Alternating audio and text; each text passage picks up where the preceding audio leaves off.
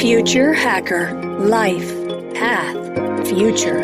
Hello everybody, and welcome back to the second episode of the International Edition of Future Hacker with Nitesh Jain. This is your host, Maria Taide. So let's move on with our discussion regarding future education and technology. So when you mention that regular degrees are not going to work, but instead small modules of different subjects. So this is basically in line with the lifelong learning model.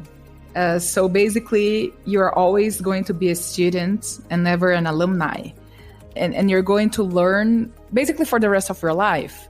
And as innovation is going into a speed in which our education model is never keeping up, right? We just keep learning about new things and we are able to address the market needs. So Nitesh, I have two questions for you. So the first one is, when it comes to this lifelong learning model, do you believe in the education as a basically subscription model? Let's say just like a Netflix platform of education.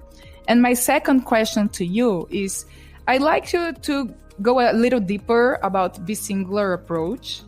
I know that you're focusing on younger generations. You're teaching kids about all those cool stuff involving coding, artificial intelligence, augmented reality. You mentioned you work in modules. So could you just tell our listeners a little more about it?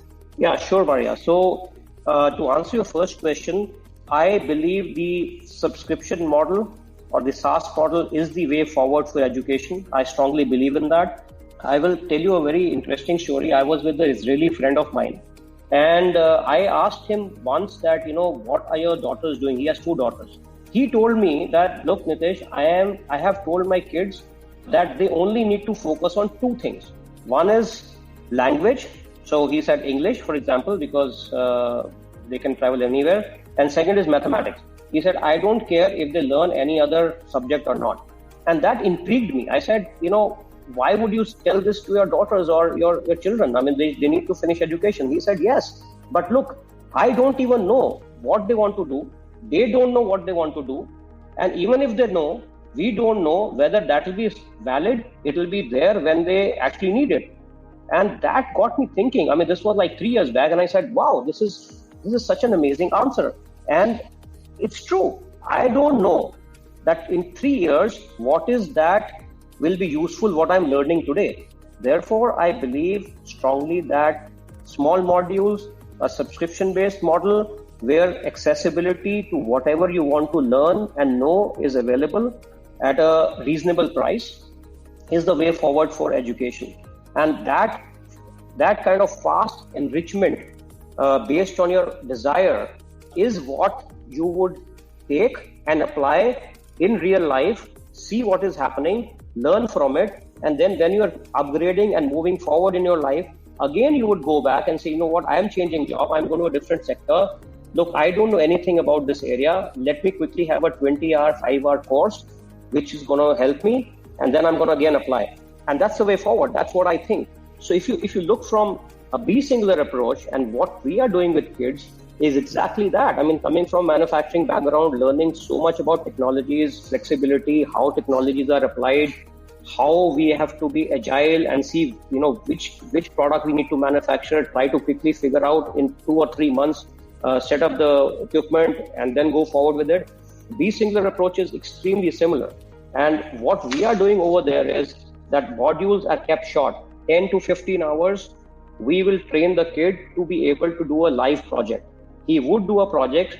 They would submit a project on the Be Singular learning management platform. Our trainers are evaluating it and giving suggestions or guiding the student to think more if something is not right. So we are focused completely on that. We have infused 17 United Nations Sustainable Development Goals because we feel that every human being should know what these SDGs are, why and how they are going to impact humanity. There's a reason why UN has focused on in 17 areas, because if we as humanity look and work towards those SDGs, we can make a better planet. So we are giving this education to the children while they are in the singular course, and we push them to create projects around these 17 SDGs so that they understand their responsibility as a citizen, as an inhabitant of this planet. So this is what the singular approach is. And we believe that as the students keep progressing, if they have learned one particular language, if they have learned one particular tool, now they feel the need that they need to learn another tool, they can simply come back, enroll for a class. The lectures will be 10 to 15 hours and be ready again. So this is what we are doing here. And I feel that this is the right approach. When we talk about the speed of tech evolution, and when we teach our kids about such advancements, how do you approach subjects like ethics, human relations, and legal and moral boundaries? And also, I'd like to ask you another question as well. So you have a lot of experience in the manufacturing business, right? So which lessons from manufacturing industry were you able to take and apply to the education sector? Ethics is something which is going to be extremely important, extremely significant as the tech evolution happens. Exponential progress of technology is going to leapfrog. When we look at various aspects of their usage, we would find that the pace of change is dramatic. Now, when we look at ethics and the application, just look at the market of artificial intelligence. This market is going to be worth $203 billion by 2027, growing at a CAGR of 33%. With this growth, we can easily figure out that the gap between humans and machines is going to significantly reduce. And we'll come to a point where there'll be little difference left in the intelligence of machines and the intelligence of humans. This is critical to understand in today's world, and it is critical to understand how we are going to deal with this change, simply because if we as humans do not follow certain regulations or ethics around it, probably we will lose the game to machines. I don't think any one of us is interested that this planet should be such where machines are ruling humans. They are telling us what to do, what not to do, probably with not that level of emotional degree as we humans would be having. That will be chaos, right? At D-Singular, we talk a lot on ethics on technology side, and we focus on 5 key elements, which we call at D-Singular as bigger, B-I-G-E-R, with only one E, where first B stands for bias and fairness, how you are going to program and make the machines learn to be unbiased and be fair in the approach when as the intelligence is being used. Second is interpretability of the data. So how you interpret data is going to be critical. The G is governance, which is how we are going to lay the foundation of basics, which what we call as a boundary, in which the entire intelligence and the ethics function will be operating in. Next is the ethics and regulation, where the regulation surrounding it is very well defined. It's universal. I may say something is ethical in the Indian context, in Brazilian context, maybe something else is ethical. We need to have some common boundaries because use of technology is going to be universal. And the R stands for robustness and security, as to how secure and how robust the systems are, where we have significantly good plugins or a good base, where anything which is moving out of the boundaries in governance which we have decided, there the system actually stops or it gives us alarm in time. So these are 5 key elements which we talk a lot when we talk of ethics in terms of usage of technology. And I feel that there has to be a lot of trust in companies, at government level, at education level, to have modules which are teaching the people who are working today and also the young generation, to make them more aware as to what kind of harm humanity can have if ethics are not kept by use of technology.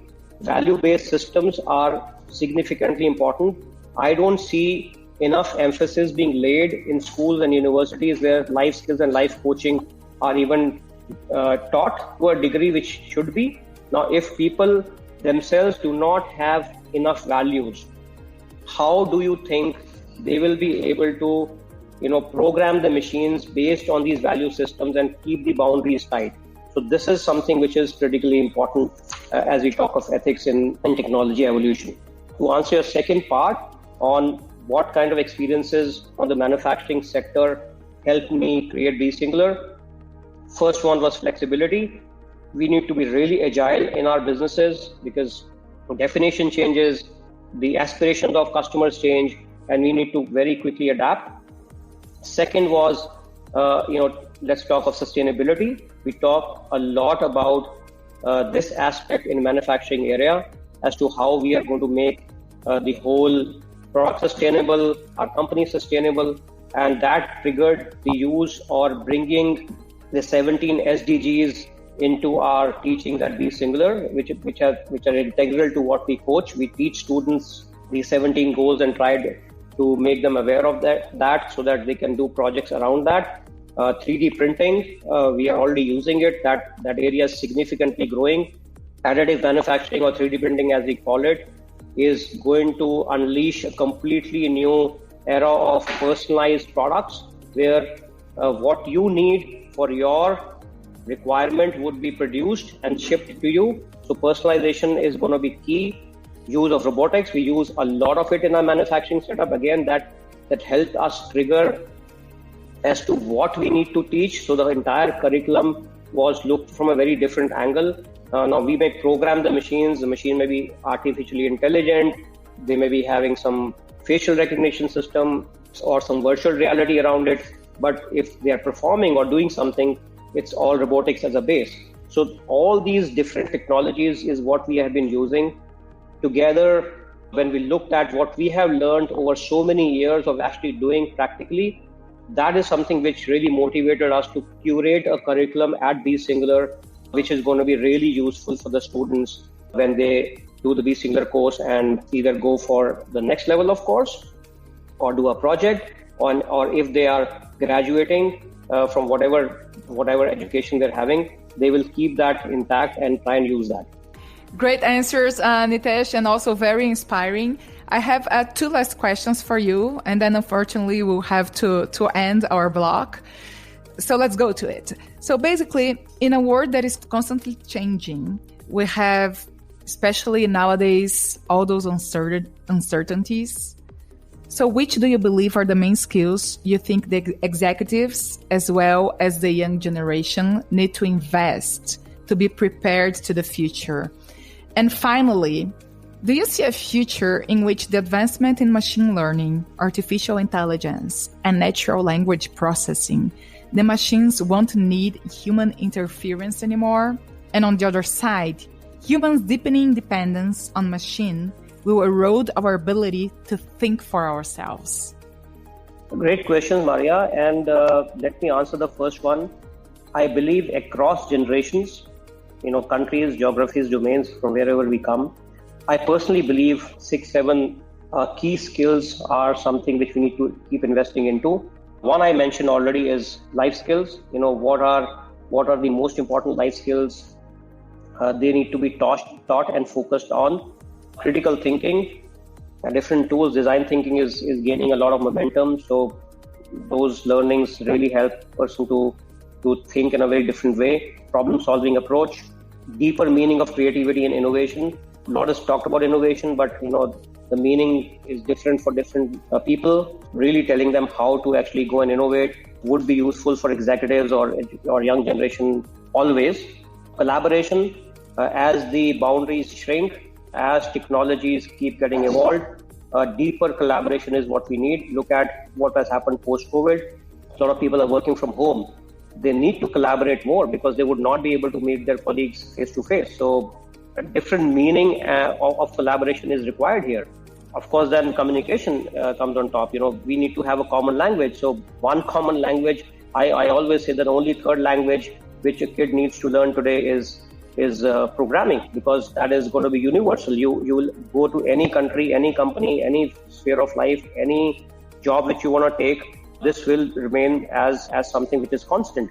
And last could be something to do with the media literacy, right? So there are so much of information available. Do we even know where to search, what to search, and how to make use of it? So these are some common things which I feel would be required. They will keep constantly changing. The definition will keep constantly changing. And if we know or we are aware and we are constantly learning about these aspects in some way or the other, we'll be better prepared to deal with the uncertainties which we encounter. And to your last question, Maria, it's a very difficult question, but I personally don't fully agree that human interference will not be needed anymore. I mean, it will completely depend on us. We are creating technology, and it will be sad to see that we lose to the machines and don't keep the control to us. The development is exponentially at a different scale. There's a threat also, and there's an opportunity also for the planet and for us. It is up to us as to what boundaries we want to keep to ourselves and not to keep to ourselves. I would hate to see a society which is slave to our own creation. That is something which will be a sad part. Of course, there are, Ray Kurzweil, the author of The Singularity is Near, he talks a lot about the human mind and machine will match, and then there'll be a phase where the machines will take over the human computational power. Now, once that happens, then you've lost to the machines. Therefore, it will be significantly important for us to really take a call as a society as to what we want to do. Yes, if we keep evolving the machines the way they are, we would not, the machines would not need human interference. But as I said, are we wanting that or not wanting that? That's a question which humanity has to answer. Yes, definitely we have a lot to think about and a lot to discuss, especially, right? So Nitesh, thank you so much for your time with us today. It was such a great interview. If I could, I would just keep speaking to you. Unfortunately, our time is over. So thank you so much for being here. Everybody, this was Nitesh Jain, and we are going to have the link of Be Singular University as well here in the description of the podcast. And Nitesh, if you'd like to have any final words, please let us know. Thank you, Maria, for inviting me. It was great talking to you. You really had some very interesting questions. My only final thoughts to all the parents and the young generation who would be listening to this podcast is, you need to be really flexible. I would request the parents, and I'm telling you this from my personal experience, we have spoken to a lot, and we continuously keep doing. I think as parents, it's much bigger responsibility today in front of us, where we let our kids be flexible, let them explore what they want to do, and please focus on building their skills. It's not important what degree they have. If they do not have the skills, they will be left behind. And tech is the future, and let them learn tech. They should be creators of tech and not merely users of it. And when we see our kids being creators of tech, please ensure that they keep the value system intact so that we have a great future and we together are able to solve global great challenges which can make our planet and humanity better. Thank you so much. Future Hacker. Life. Path. Future.